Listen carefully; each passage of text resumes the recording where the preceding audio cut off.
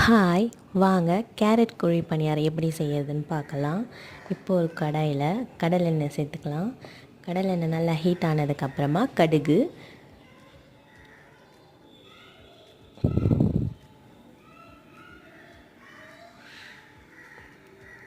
இப்போது ஒரு table spoon கடலைப்பருப்பு சேர்த்துப்போம்.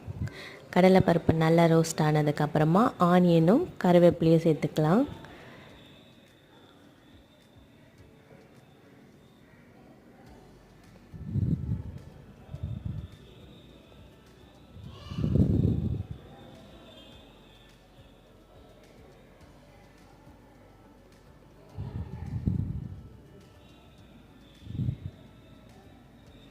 கொஞ்சமாக சால்ட் ஆட் பண்ணிக்கோங்க.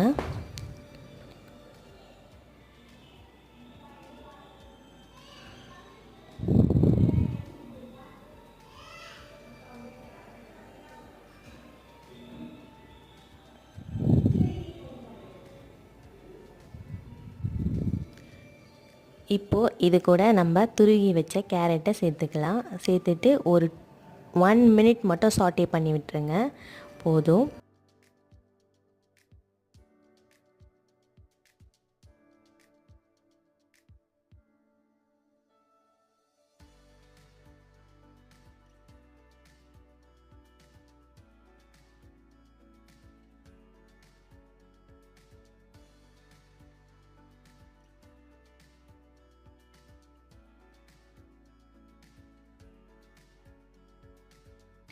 இதை தோசை மாவோட மிக்ஸ் பண்ணி விட்டுடலாம். இப்போ இந்த பேட்டர் ரெடி ஆயிடுச்சு.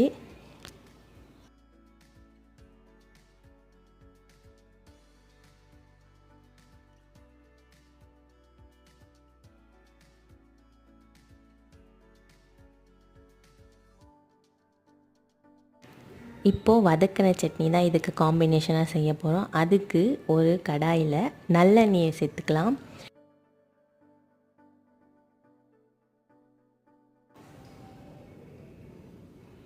அதோடு ஒரு 5-6 பல் பூண்டு நல்லா எண்ணெயில் ஃபஸ்ட்டு வதக்கிடுவோம்.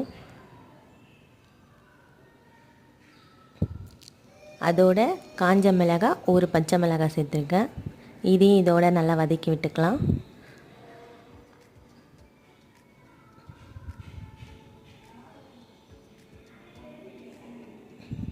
இப்போ நான் 2 பெரிய சைஸ் வெங்காயம் எடுத்துருக்கேன். இந்த வெங்காயத்தை ஸ்லைஸாக கட் பண்ணியிருக்கேன். இதையும் இதோட சேர்த்துக்கலாம்.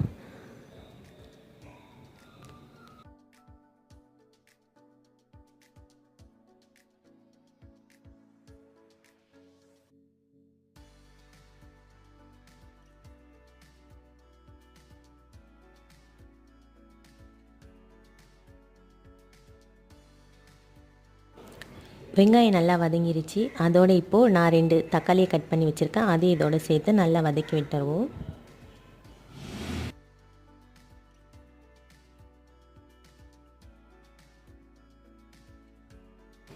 தக்காளி நல்லா வதங்கினதுக்கப்புறமா ஒரு பிடி அளவு புதினா சேர்த்துக்கிறேன். இது ஃபார் ஃப்ளேவருக்காக இந்த மாதிரி சேர்த்து பாருங்கள், ரொம்ப நல்லாவே இருக்கும் சட்னி.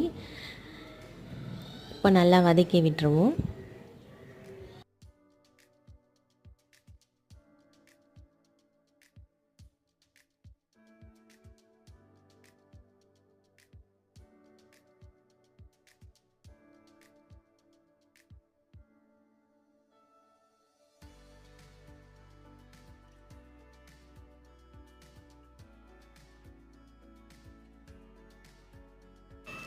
இப்போ பணியாரம் ஊற்ற ஸ்டார்ட் பண்ணிடலாம். அதுக்கு குழி பணியாரத்தில் கடல் எண்ணெயை சேர்த்துருக்கேன்.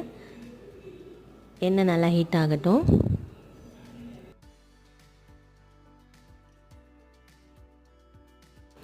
இப்போ குழியில் மாவை ஊற்ற ஸ்டார்ட் பண்ணிடுவோம்.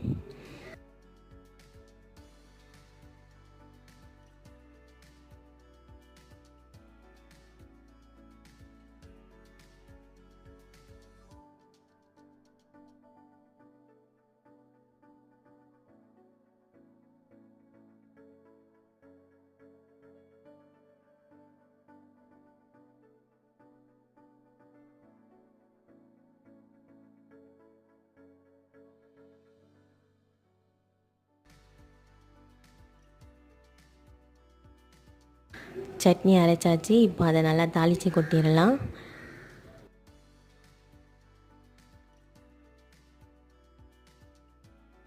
பணியாரமும் ரெடி ஆயிடுச்சு. இப்போது சாப்பிட தயார். வாங்க சாப்பிடலாம்.